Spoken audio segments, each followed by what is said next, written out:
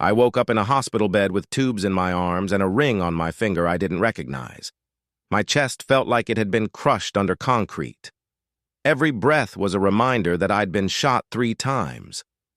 But that wasn't the strangest part. The strangest part was the man sitting beside me in a $1,000 suit, holding legal papers, telling me I was now his wife. I didn't even know his last name until the nurse called him Mr. Greco. 24 hours ago, I was scrubbing his floors.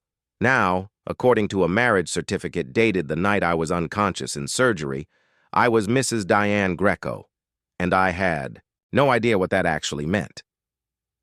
My name is Diane Hartley. I'm 28 years old, and before all this, I cleaned houses for a living.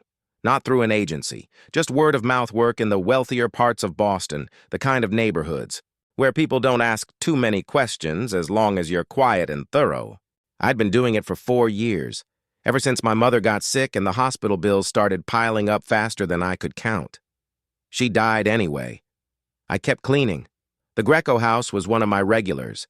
I came in 3 times a week, early mornings, and I was usually gone before anyone woke up. It was a massive place in Brookline, old brick, tall windows, the kind of home that felt cold even in summer. I didn't know much about the family. I knew Vincent Greco worked in something vague and corporate. I knew his wife had left 2 years ago and no one mentioned her. And I knew he had a son named Leo, 6 years old, who was usually with a nanny, or upstairs doing schoolwork when I was there. Leo was a sweet kid, dark curly hair, big brown eyes, too serious for his age. He'd sometimes come downstairs while I was working and just sit at the kitchen table drawing or reading. He didn't talk much, but he wasn't rude, just quiet. I'd leave him a snack, sometimes if I made myself tea. An apple, crackers, small things. He'd always say thank you in this soft voice that made him sound older than he was. I never saw Vincent much. He was either gone or locked in his office. But the few times we crossed paths, he was polite, formal. He'd nod, maybe say good morning, and that was it. I got the sense he didn't really see me. Not in a cruel way, just in the way people don't see someone who's only there to pick up after them. I didn't think about it. It was work. I needed the money. I showed up, did my job, and left. But there were small things I noticed. Scratches on the doorframe near the back entrance, like someone had tried to pry it open. A car I didn't recognize parked down the street. 2 mornings in a row. And once, I found a drawer in the hallway table left open with a handgun inside. I closed it and didn't say anything. You learn not to ask questions in houses like that. It was a Tuesday morning in March when everything changed. I'd arrived just after 6, let myself in through the side door like always. The house was quiet. I started in the kitchen, wiping down counters, unloading the dishwasher. I had my headphones in, some podcast I wasn't really listening to. I was halfway through mopping the floor when I heard the front door slam open. Pulled out my headphones. Voices, loud, aggressive, male. My heart kicked hard in my chest. I set the mop down carefully and moved toward the hallway, staying close to the wall. Where is he? I didn't recognize the voice. It was rough, impatient. He's not here. That was Vincent. Calm. Too calm. You're wasting your time. Don't lie. To me, Greco. We know the kid's here. My stomach dropped. The kid. Leo, I didn't think. I just moved. I went toward the stairs, taking them 2 at a time as quietly as I could. I didn't know what I was going to do. I just knew a 6-year-old was upstairs and men with bad intentions were in the house. Leo's room was at the end of the hall. The door was cracked open. I slipped inside and found him sitting on his bed, still in his pajamas, staring at the door, with wide, terrified eyes. Leo, I whispered, come here, right now. He didn't hesitate. He slid off the bed and came to me. I pulled him close, my mind racing. There was a bathroom attached to his room. I moved us both inside, locked the door, and sat him down in the tub. I crouched in front of him, my hands on his shoulders. Stay here, I said. Don't make a sound. No matter what you hear. Do you understand? He nodded. His face was pale. I heard footsteps in the hallway. Heavy. Fast. The bedroom door swung open. I stood up and stepped out of the bathroom, pulling the door mostly closed behind me. A man I'd never seen before stood in the doorway, tall, broad, with a scar running down his jaw. He had a gun in his hand. "Where's the kid?" "He's not here," I said. My voice was shaking. "He's with his father, downstairs." The man stared at me for a long, cold second. Then he looked past me, toward the bathroom door. He started walking. I stepped in front of him. "Move," he said. "He's not in there. Move, or I'll move you." I didn't move. He raised the gun. I don't remember deciding to stay in front of him. I just did. My body made the choice before my brain caught up.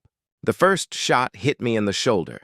It felt like being punched by something made of fire. I stumbled back but didn't fall. The second shot hit my ribs. That one dropped me. I hit the floor hard, gasping, my vision blurring. I heard Leo scream from inside the bathroom. The man cursed and moved toward the door. I reached out and grabbed his ankle. He looked down at me, furious, and fired again. The third bullet hit me in the chest. Everything went white. I woke up 3 days later. That's what the nurse told me. 3 days. I'd been in surgery for 9 hours. They'd removed 2 bullets. The third one was still in me, too close to something vital to risk taking out. I had a collapsed lung, a shattered rib, and nerve damage in my left shoulder that might never fully heal. And I had a husband.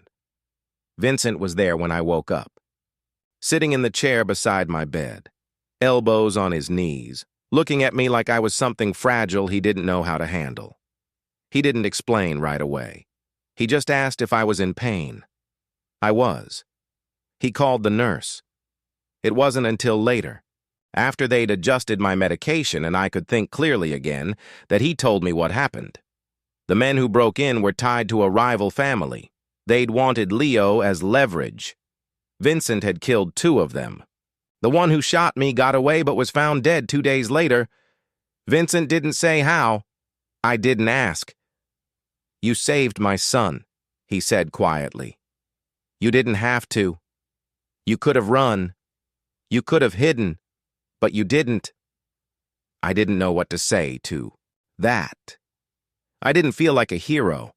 I just felt like I'd made an impossible choice and somehow survived it. Then he handed me the papers.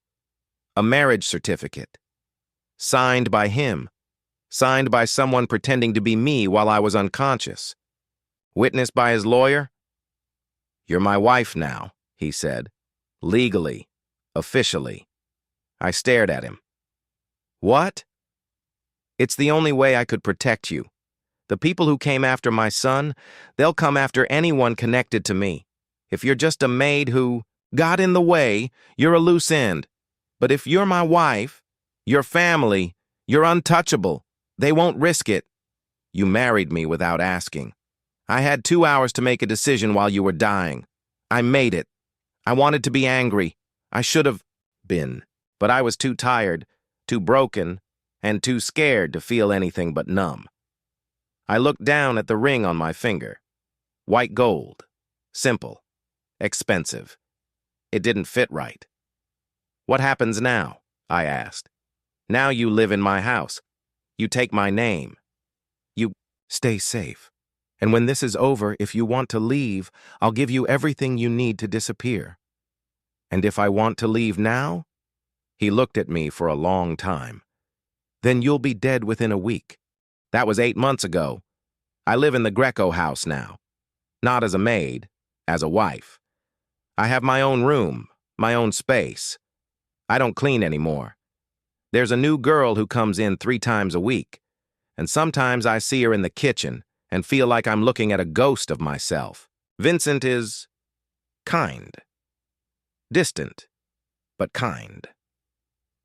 He doesn't ask anything of me. We don't share a bed. We barely share meals. He works, I exist, and Leo is the only thread that connects us. The kid follows me around like a shadow now. He draws pictures. For me. He asks me to read to him. He calls me Diane, never Mom, but sometimes I catch him looking at me like he wishes he could. I still have nightmares. I wake up choking, feeling the bullets hit me all over again. My shoulder aches when it rains. I can't lift my left arm above my head anymore. I have scars across my chest that look like someone tried to carve me open. People in Vincent's world treat me with respect now. They call me Mrs. Greco.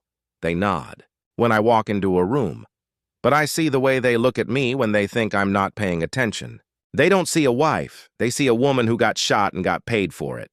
I don't know if Vincent loves me. I don't think he does. I think he's grateful. I think he feels like he owes me. And I think he's too broken from his own life to know. The difference between debt and devotion. I don't love him either, but I'm tied to him now. Legally, socially, physically in a way, because the bullets I took were his. I saved his son. And in return, he gave me a life I never asked for. Some days I wonder what would have happened if I'd just run. If I'd let that man open the bathroom door and take Leo. If I'd chosen myself. I'd probably be cleaning someone else's house right now, alive, anonymous, and free. But I didn't run. And now I'm here, in a house that's too big, with a name that's not mine, wearing a ring I didn't choose. I'm safe. I'm provided for. I'm respected. And I'm lonelier than I've ever been. Some choices don't leave room for regret. You make them in seconds, and they define the rest of your life. I didn't think. I just moved.